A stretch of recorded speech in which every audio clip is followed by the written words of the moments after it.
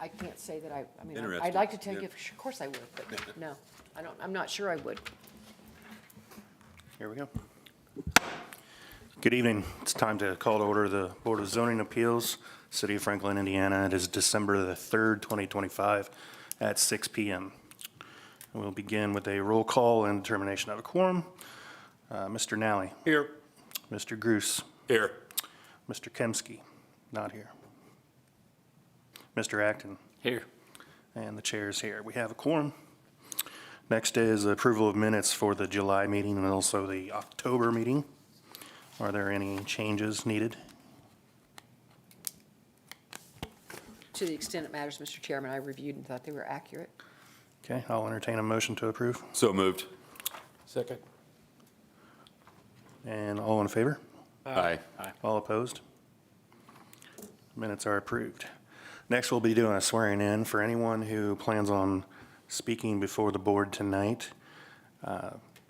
Please stand and raise your right hand, and Lynn's going to swear at you. I will. Not at Carter, just his dad. You solemnly swear affirm me testimony to give tonight be the truth, the whole truth, and nothing but the truth, so help you God. Thank you, gentlemen. Thank you. Mr. Getchell, is there any old business tonight? No, sir, no technically old business because we never started it last month. Thank you. New business, I see ZB 25-6, a variance for Homeview Health and Rehabilitation. Yes, sir. Is this presented in a timely manner? Yes, sir, it was. Okay, we are ready for your overview. All righty, get this pulled up here. So ZB 25-6 is a developmental standards variance request by Carter Staley for the property of Homeview Health and Rehabilitation at 651 South State Street. The subject property is located kind of on the northeast side of South State Street. Immediately north of it is the Franklin branch of the Johnson County Public Library. And across the street from the library is the Parks and Rec Community Center and Pool. As we kind of zoom in here to the west of it would be Compass Park or the Masonic Home. Property to the southeast, if you will, since it's kind of on an angle here, is also owned by Compass Park, but is owned institutional and is not part of their PUD. Immediately or directly behind, if you will, the property is the railroad track. And on the other side of the railroad track are some single-family homes and then also some duplexes. I've indicated here with a gold star where the item on the agenda tonight is located on the property, just for reference here as we move through these, and I'll get into some more details as we get there, but that's the general location on the property where this is going to be located tonight. Just zooming in some more if we need to and reference later on. Just some general notes about the project. The project coming before you tonight is actually an Eagle Scout project, and this request was actually initiated by Carter Staley. This wasn't initiated by my understanding, by Homeview Health, but by Carter. It is his request. The proposal is for an open-sided shade structure for the Homeview Health employees when they're on shift breaks. Currently on property, there is not a place outdoors that is covered for them, that is away from the structure and away from the guests or the residents of the structure. So this is proposed at the back part of the lot.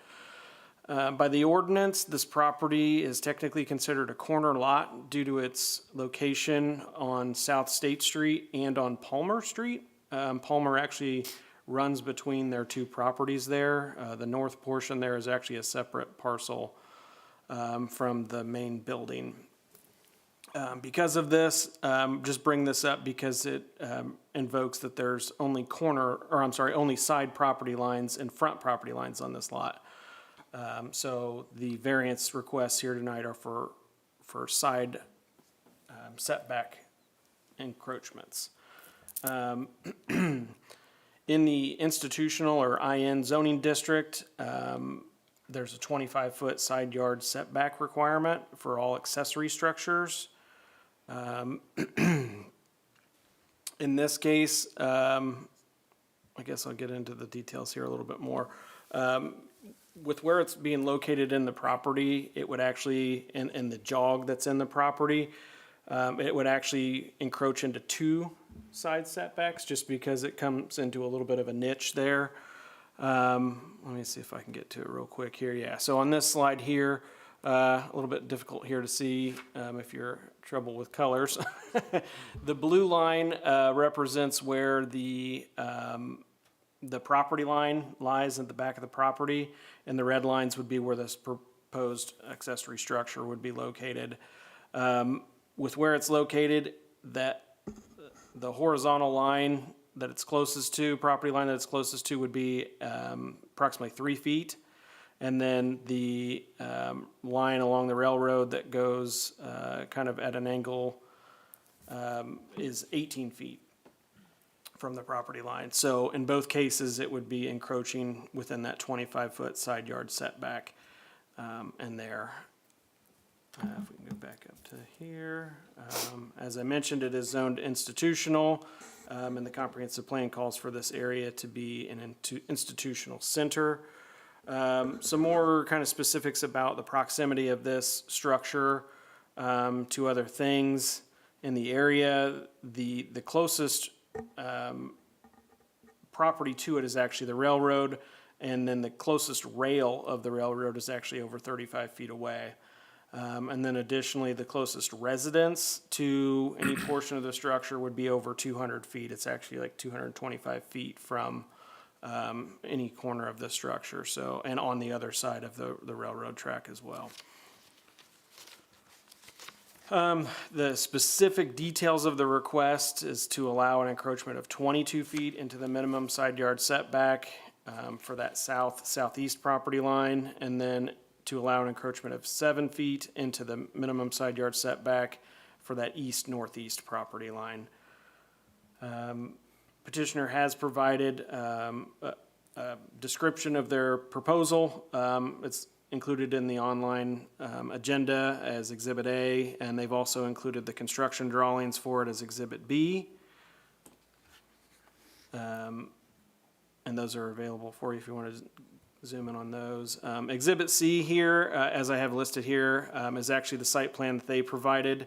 But within the staff report is this actual figure 1 of the staff report that shows kind of up close what they're proposing there a little bit better than the site plan. Otherwise, the request is ready to be heard by the board. I've got the zoning district comprehensive plan information as well as the decision criteria for the developmental standards variances on the screen. Mr. Getchell, I know the answer to this question, but just for the record, since Mr.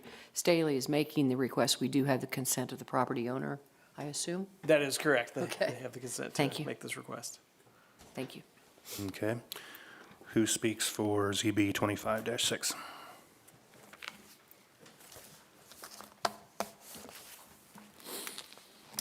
Good evening. I'm Brad Staley, Carter's father. I just wanted to speak really quickly to the consent of the property owner. Mark was unable to attend tonight. They are in full support of the project, nor was he able to send anybody in his stead, but we decided to come before you. Didn't want to wait another month, so we're going to go ahead and try to get this approved. I'm going to get out of Carter's way and let him go, but I'm just, with your permission, want to stand up here in case he needs any Sure, go assistance ahead. with answering questions. Sure. Good evening. I'm Carter Staley. I'm a Life Scout for Troop 245. I'm currently reaching towards my Eagle Scout. To obtain Eagle Scout, you have to plan and construct some sort of project that benefits the community in some greater way. We're here tonight to request 2 setback variances because of the where we're trying to put this. There's no real place on the property that really works, and these people kind of need this area to step aside. They don't really have anywhere where they're out of view of the people that they work with every day. So they need somewhere to step aside where they can eat, where they can talk freely. They don't really have that. Yeah, it's a shade structure, shelter. It's gonna,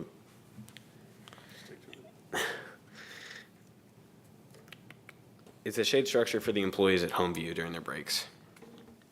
Carter, can I interrupt you for a minute and Yes, just you can. ask you, how did you think of this idea? So our troop, they're constantly on the lookout for kind of things that we could do to help out.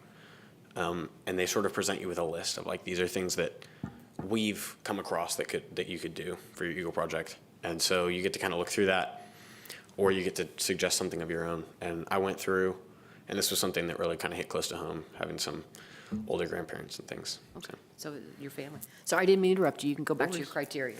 Just No. was interested. yeah.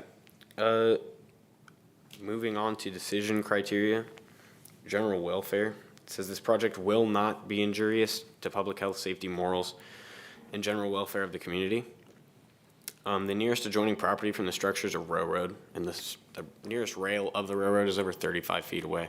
So there's no real problem when it comes to that. The nearest residential structure is over 200 feet away. Adjacent property, the use and value of the area adjacent to the property included in the variance will not be affected in a substantially adverse manner.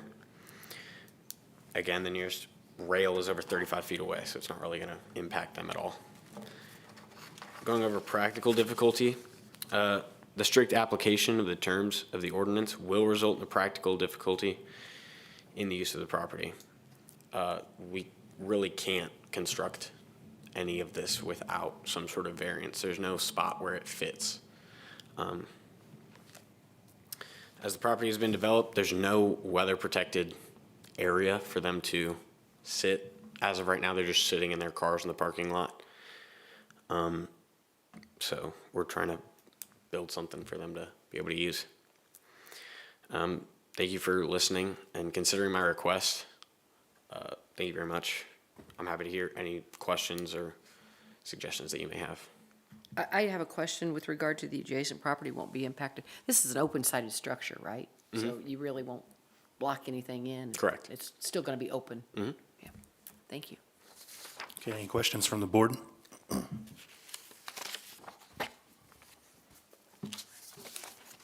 Seeing none, we are ready for our staff recommendation. Sure. Do we just want to make note that there's no one here in the public audience to speak for? Again? Yeah, there is no one here from the public.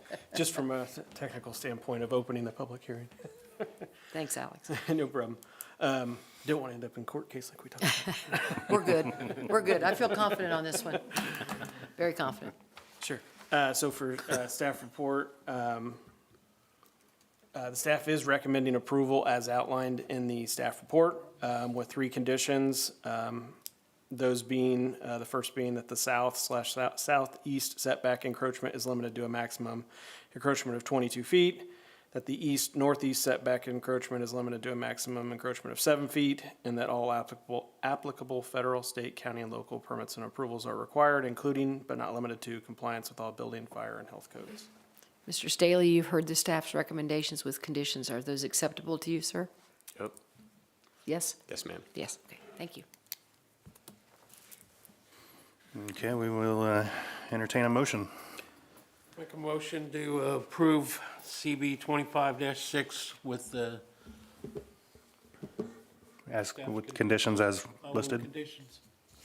Second. Okay, we'll proceed with a vote. Mr. Nally, Yes. Mr. Gruce, Yes.